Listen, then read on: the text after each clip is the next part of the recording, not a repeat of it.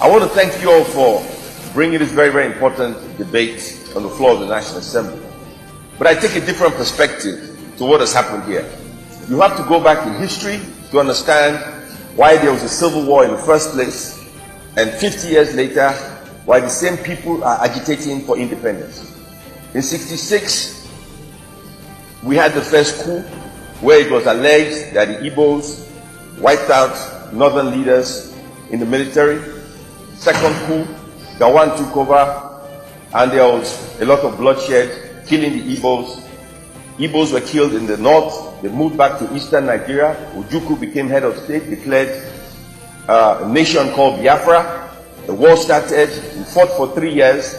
The war was over, and southeastern Nigeria and eastern Nigeria, as it was called, was integrated into Nigeria.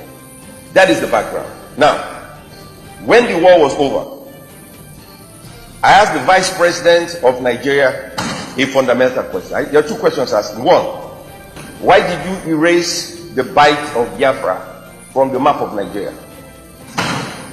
And he said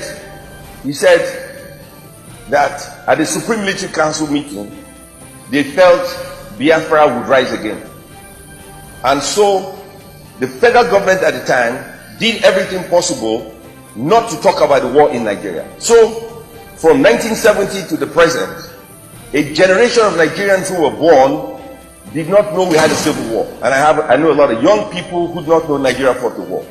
This policy of being an ostrich and not addressing issues is counterproductive. If you lived in America, you know you had the Vietnam War, which happened at the same time as the Nigerian Civil War. You had the Korean War, you had the First World War, you had the Second World War. You have all kinds of wars. And they talk about it all the time. If you watch the Discovery Channel, you can see all the wars in the world. And the reason they televise these wars is so that you can learn from the mistakes of others, so that you do not become a fool and make the same mistakes and fight again. And so here we are 50 years later, talking about something that could have been avoided if the federal government at the time understood the value of history. So one, we erased the Civil War from our consciousness. So a generation of people do not know we fought the war or why we fought the war. They say the Igbos were marginalized, right? They fought the war, they lost. Today, they are the most industrious people in the country today. They are the richest Nigerians in the country today. One of the most educated people in Nigeria today. Yet, they feel marginalized. If you compare the Igbo man to the other sections of the society, you would say the Igbos are very privileged because of what they have. Yet, a generation of Igbos say they are marginalized and they want to secede and they want a nation.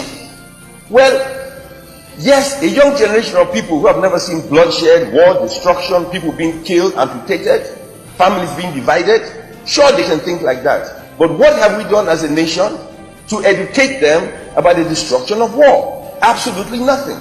We do not teach this in our history books. We do not tell our children what war is all about. It's easy to talk about war. How many people have carried a gun, an AK-47, a machine gun, a machete? How many people have carried a gun? How many people have used a gun? How many people have fired a shot? How many people? Those who talk about war, those who talk about bloodshed, those who talk about confusion, have never carried a gun. So how do they know how people die? Have they seen blood?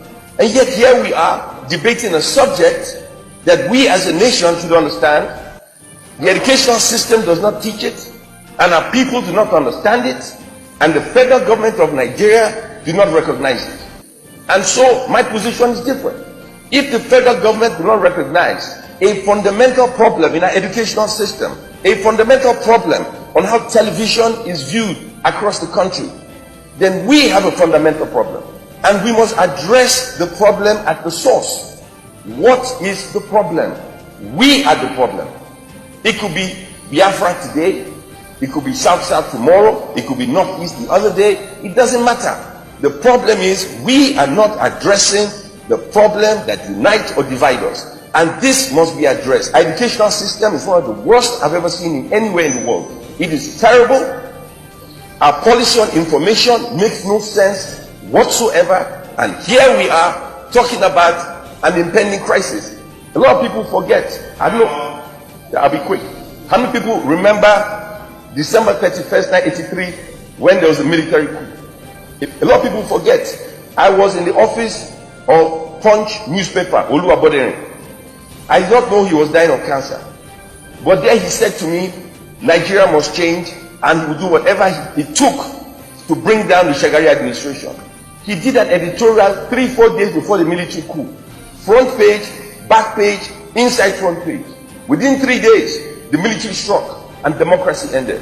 But the people of this country who do not pay attention to history, who do not read, who do not watch television, and to the government who pretend to be deaf and dumb.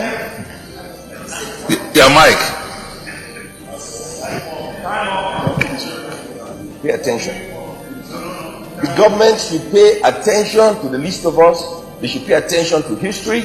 There is a way out, but to pretend, and when you erase Biafra Biafra from the map, nobody has a right to erase the name Biafra Biafra from the map. If it's Biafra Biafra, put it back on the map. You have no right to take Biafra Biafra off the map. Put it back on the map, and let's fix our problem. Thank you, Mr. President.